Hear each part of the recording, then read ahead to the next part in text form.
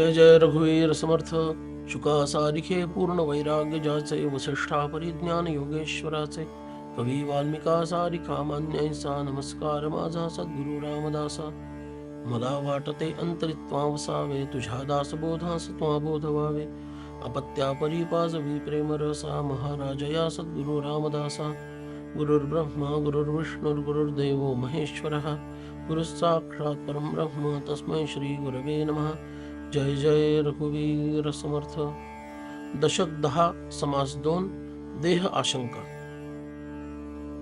या समासामध्ये समर्थांनी एक महत्वाचा विचार समोर आणला आणि तो म्हणजे शास्त्रांमध्ये वेगळे वेगळे मतप्रवाह असताना शास्त्र प्रचिती, आत्मप्रचिती, गुरुप्रचिती या 3 प्रचितींचं एकीकरण कसं होणार आणि मागच्या अंतःकरण एक समासाशीही हा जोडलेला आहे. तिथूनच सामग्री घेऊन ही नवीन आशंका निर्माण झाली की शिष्य विचारतो, स्वामींनी विचार दाखवला, येथे विष्णूचा अभाव दिसून आला, ब्रह्मा विष्णू महेशाला उरी नाही, उत्पत्ती स्थिती संहार ब्रह्मा विष्णू महेश्वर वाचा पाहता विचार याचा पाहता विचार मृत्यू नाही.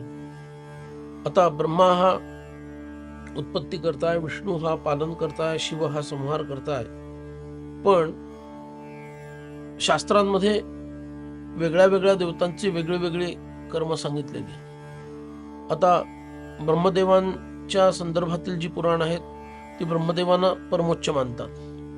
वैष्णव पुराण आहेत ती विष्णूंना परमोच्च दाखवतात. जी शैव पुराण आहेत ती शिवांना सर्वोच्च दाखवतात. म्हणून इथे एक संदर्भ लिंग पुराणाचा दिला आणि त्यामध्ये म्हटलेलं आहे की लिंग महिमा पुराणी तो विपरीत बोलला. तिथं शिवसंहार करता असंच दाखवलेलं नाहीये, तर शिवांच्या अधिपत्याखाली ब्रह्मा विष्णू आणि रुद्र हे 3 कार्य करतात असं म्हटलेलं आहे. वैष्णव पुराणामध्ये श्रीमन नारायण आहेत आणि त्यांच्या हाताखाली ब्रह्मा विष्णू आणि शिव हे 3 उत्पत्ती स्थिती लय करतात असं दाखवलंय. त्यामुळं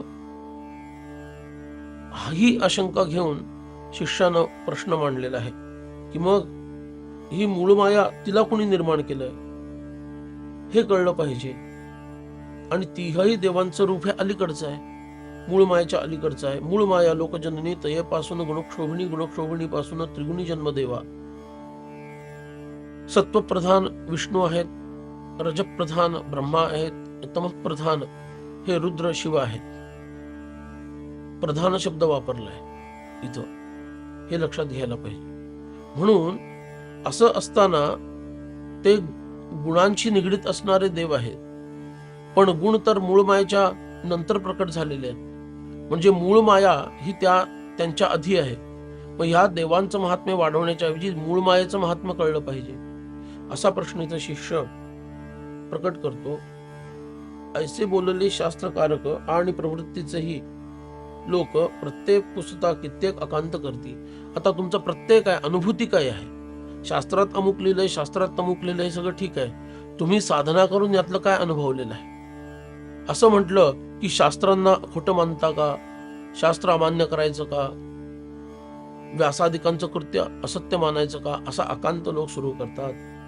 म्हणून त्यास पुसावेना, त्याचे न प्रत्यय आणवेना, प्रत्यय विण प्रयत्न नाना ठकाठकी. प्रत्यय नाहीये आणि नुसतंच तुम्ही भूकंपट्टी करता आणि बोलता, ह्याला काही अर्थ नाहीये असं शिष्यांनी म्हटलेलं आहे. प्रचिती विण वैद्य म्हणवी, उगीच करी उठा ठेवी, तया मूर्खाला गोवी प्राणी मात्र. ज्याचा अनुभव नाहीये, उत्तम वैद्य आहे, हा अनुभव नाही, नुसतंच नाव आहे, पण प्रचिती जर नसेल तर कदाचित तो रोग बरा करण्याच्या ऐवजी रोग वाढवेल.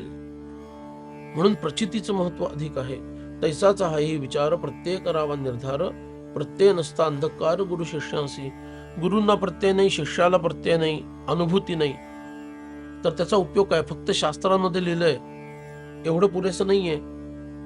बरे लोकास काय म्हणावे, लोक म्हणती तेची बरवे, परंतु स्वामींनी सांगावे विशद करूनी. आता लोकांच्या बद्दल काय बोलावं, पण तुम्ही इतके अधिकारी सत्पुरुष आहात, तुम्हीच आता आम्हाला हा आमचा प्रश्न सोडवा, ही शंका दूर करा.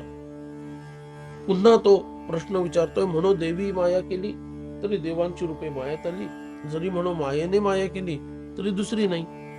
माया 4, 5, 7, 8 अशा आहेत का? नाही आहेत. एका मायेनं दुसरी माया केली असं नाही आहे. बरं, देवांनी माया केली तर देवांची रूप सगळी मायेमध्ये आलेली आहेत. मग आता या मायेची निर्मिती झाली कशी? जरी म्हणो भूती केली तरी ती भूताचीच वळली. भूतमात्रांनी माया बनवली म्हटलं तर ते उलट झालं. उलट मायेपासून भूत उत्पन्न झालेली आहेत. म्हणावे परब्रह्मी केली तरी ब्रह्मी कर्तृत्व नाही. परब्रह्माने माया निर्माण केली म्हणायचं तर परब्रह्माला सगुणामध्ये यावं लागेल, कर्तृभोक्तृ प्रधान व्हावं लागेल. आणि परब्रह्म तर निरालंब आहे, निर्विकार आहे. असं असताना त्याच्याकडे कर्तृत्व नाही आहे. आणि माया खरी असावी तरी ब्रह्मी कर्तृत्वाची गोवी, माया मिथ्या ऐसी जाणावी तरी कर्तृत्व कैसे. जर माया खरी झाली तर मग परब्रह्मामध्ये कर्तृत्व आलं, कारण त्याचा निर्माता परब्रह्म आला. म्हणजे परब्रह्म सगुणामध्ये येऊन पडलं. आणि ती माया मिथ्या आहे असं जाणलंय तर तिथं मात्र कर्तृत्व कोणाचं राहत नाही. आता हा सगळा जो गुंता झालेला आहे वैचारिक, आणि मनालाही प्रत्यय यायला हवा, असं काहीतरी कृपा करून देवस्वरूप असणाऱ्या सद्गुरूंनी आम्हाला समजावून सांगावं. पुढं म्हटलं, वेद मातृका विण नाही, मातृका देहा विण नाही, देह निर्माण होत नाही, देहा वेगळा. मुळात वेद ज्याला प्रमाण मानतो त्या सगळ्या अ ते ज्ञ पर्यंतच्या मातृका आहेत. ह्या मातृका देहातून उच्चारल्या जातात आणि हा देह दुसऱ्या देहाशिवाय निर्माण होत नाही. आणि त्या देहामध्ये नरदेह, त्याच्यामध्ये पुन्हा उपासना करणारा ब्राह्मणाचा देह, त्याला वेदांमध्ये अधिकार. हे वेद आले कुठून? मुळात देह कशापासून बनवले आणि देवानं हे सगळं निर्माण कसं केलं, ही शंका बळावत जाते, अनुमान वाढत जातो. म्हणून वक्त्यानं समाधान करावं अशी प्रार्थना आम्ही करत आहोत. इतकी मोठी भूमिका पूर्वपक्षाची इथं मांडलेली आहे. आता वक्ता म्हणे सावधान होई आता, प्रत्यय पाहता साकडी अवघी होते बिघडा बिघडी, अनुमानिता घडीने घडी काळ जातो. अनुमान कराल तर वेळ व्यर्थ जातो, असा असेल का तसा असेल का, आणि प्रत्यय पाहायला गेलं तर लक्षातच येत नाही, सगळं बिघडून जातंय. म्हणून लोकधाटी शास्त्र निर्णय येथे बहुधा निश्चय, म्हणून या एक प्रत्यय येणार नाही.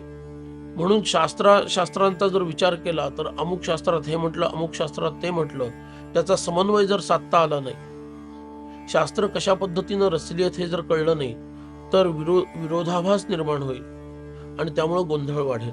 आता शास्त्राची भेट धरावी तरी सुटेना हे गथागोवी, गथागोवी हे उगवावी तरी शास्त्र भेद दिसे.